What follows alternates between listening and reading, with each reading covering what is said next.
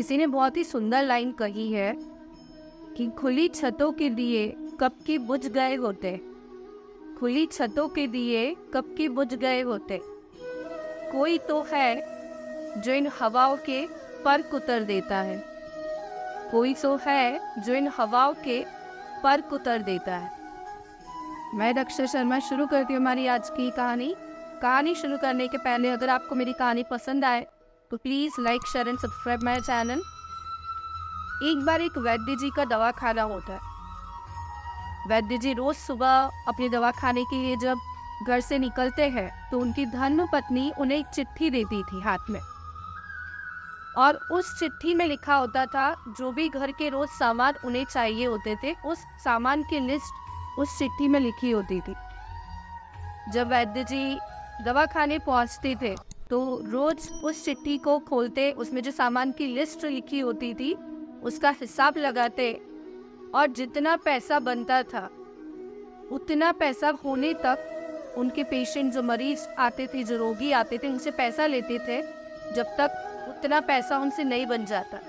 और उसके बाद उस पैसा बन जाने के बाद वो किसी भी रोगी से, किसी भी मरीज से कोई पैसा नहीं लेते थे। ये उनका रोज का शेड्यूल था कि जितनी सामान का वो अंदाज लगाते थे कि उन्हें इतने पैसों की रिक्वायरमेंट है, उतना पैसा वो रोगी से लेते थे। उसके बाद कोई पैसा किसी भी अमीर आदमी भी कोई अगर वहाँ पर आ जाता है तो उससे वो नहीं लेते थे। एक दिन जब वैद्य जी घर से अब दवा खाने पहुँचे, जब वो उस चिट्ठी को खोल रहे थे तो उसमें घर के सामान की लिस्ट ऊपर की तरफ लिखी थी और नीचे बेटी की शादी के लिए जो सामान की ज़रूरत थी उसकी लिस्ट बनी हुई थी। जैसे ही उन्होंने बेटी की शादी के सामान की लिस्ट देखी तो वैद्य जी थोड़ा सोच में पड़ गए कि इतना सारा पैसा इकट्ठा होगा तो कैसे होगा, या इतना सारा पैसा मैं कैसे ला पाऊंगा। तभी इसी सोच के बीच में उनके दवा खाने के सामने एक सज्जन की कार आके रुकती है। उसमें से एक सज्जन आदमी बाहर आते हैं और उनके दवा खाने में पहुंचते हैं। वैद्य जी उस सज्जन आदमी से पूछते हैं कि बताइए आपकी क्या बीमारी है। तभी वो वैद्य जी जब उनसे एक क्वेश्चन पूछा उनसे तो उस सज्जन इंसान ने उन्हें जवाब दिया कि मुझे कोई बीमारी नहीं है, पर आप शायद मुझे पहचान नहीं पा रहे हैं। मैं बहुत साल पहले इस दवाखाने में आया था, मेरा नाम कृष्णलाल सिंह है। एक्चुअली बहुत साल पहले जब मैं यहाँ से ड्राइव कर रहा था तो मेरी गाड़ी में पंचर हो गया था और मेरी गाड़ी आपके दवाखाने के सामने आकर रुकी थी। जब मेरा ड्राइवर मेरा पंचर बना रहा था तब मुझे छाव की ज़रूरत थी और उस वक्त आकर मैं आपके दवाखाने में बैठा था। उसी वक्त मेरी नज़र यहाँ पर एक छोटी सी गुड़िया पर पड़ी थी। वो आपसे कब से कह रही थी कि बाबूजी घर चलिए, मुझे बहुत भूख लगी है। काफ़ी फोर्स कर रही थी वो आपको घर जाने के लिए, लेकिन आप शायद घर इसलिए नहीं जा रहे थे कि आपको ऐसा लग रहा था कि शायद मुझे कोई बीमारी है या शायद मुझे कोई ज़रूरत है। इसीलिए मैंने तब सोचा कि क्यों न जाकर आपसे मिला जाए, और फिर मैंने आपको अपनी बीमारी के बारे में बताया कि मेरी कोई संतान नहीं है और ना ही हम कोई संतान कर पा रहे हैं। तब बात में आपने मुझे एक दवा की पुड़िया बनाकर दी, और जब उस पुड़िया को लेने के बाद मैं आपको पैसे देने लगा तब आपने मुझसे पैसे लेने के लिए इनकार कर दिया था। मैंने आपको फोर्स किया, मैंने जिद की कि आपका जितना पैसा बनता है आप उतना पैसा मुझसे ले लीजिए। लेकिन तभी वहाँ पर एक और आदमी आया और उन्होंने मुझे बताया कि आज का जो हिसाब था वो वैद्य जी का पूरा हो चुका है, वो अब आपसे 1 रुपया नहीं ले सकते। तब उन्होंने मुझे पूरी बात बताई कि वैद्य जी का ये नियम है कि रोज़ उनकी धर्मपत्नी एक उन्हें चिट्ठी देती है, उसमें कुछ घर के सामान लिखती है और जितना पैसा उन्हें उन सामान को खरीदने में चाहिए होता है उतना ही पैसा वो रोगियों से लेते हैं। उसके बाद वो 1 रुपया भी किसी अमीर आदमी से नहीं लेते हैं। मुझे उस वक्त काफ़ी सरप्राइज़ लगा और मेरी रिस्पेक्ट आपकी नज़रों में काफ़ी बढ़ गई थी। मैं घर पहुंचा। मैंने घर पहुंचने के बाद अपनी पत्नी को सारी बात बताई।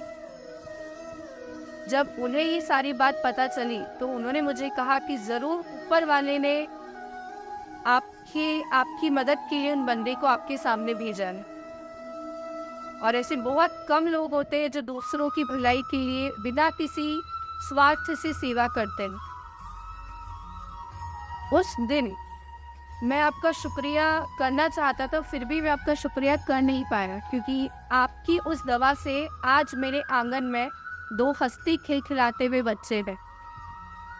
और आज जब मैं इसी शहर में अपनी भांजी की शादी के लिए कुछ सामान लेने आया था, तब पता नहीं क्यों मुझे वो छोटी सी गुड़िया आज बहुत याद आ रही थी। जो गुड़िया आपसे उस दिन कह रही थी कि पापा घर जल्दी चलो, मुझे बहुत भूख लगी है। आज पता नहीं क्यों वो गुड़िया मुझे आज बहुत याद आ रही थी। और मैं जो भी सामान अपनी भांजी की शादी के लिए ले रहा था, पता नहीं क्यों मैंने हर एक सामान रिपीट करवाया और मैंने हर सामान 2 सामान लिए वहाँ से। हर एक शादी का जो सामान की लिस्ट थी उसमें मैंने डबल सामान करके डबल सामान मैंने आज परचेस की। ये सुनकर वैद्य जी की आंखें उस वक्त फटी की फटी रह गई। उन्होंने कृष्णलाल जी से कहा कि कृष्णलाल जी, आप विश्वास नहीं करेंगे कि आज सुबह जब मैं घर से दवा खाने पहुंचा तो मेरी धर्मपत्नी ने मुझे जो चिट्ठी लिखी थी उसमें ऊपर घर के सामान की लिस्ट थी और नीचे मेरी बेटी की शादी के सामान की लिस्ट। मैं कुछ समझ ही नहीं पा रहा था कि आखिर मैं इतना सारा पैसा इकट्ठा कैसे करूंगा या इतना सारा पैसा मेरे पास कैसे आएगा। वो कहते हैं ना, जब आप किसी की मदद करते हैं तो भगवान आपकी मदद जरूर करता है। भगवान हमेशा आपके साथ होता है, पर आपको थोड़ा इंतजार करना होता है। अगर आपने किसी का अच्छा किया है तो आपका अच्छा जरूर होगा, और अगर आपने किसी का बुरा किया है तो रिजल्ट आपके सामने होगा। आप निस्वार्थ भाव से, बिना किसी मतलब से अगर किसी की सेवा कर रहे हैं, अगर किसी की हेल्प कर रहे हैं, तो आज नहीं तो कल आपको उसका मीठा फल जरूर मिलेगा। भगवान के पास आपके हर एक काम की लिस्ट होती है, जिसका फल वो आपको जरूर देता है। सो आप भी अपने जीवन में सबकी मदद करते जाइए, ऊपर वाले पर विश्वास रखिए और अच्छे काम करते जाइए। आपको आपकी मंजिल ज़रूर मिलेगी। आज की कहानी में इतना ही। आपको ये कहानी कैसी लगी कमेंट करके ज़रूर बताइएगा। Please like, share and subscribe my channel. जल्दी आप सभी के साथ मिलूंगी अपनी एक नई कहानी के साथ। तब तक के लिए शुक्रिया।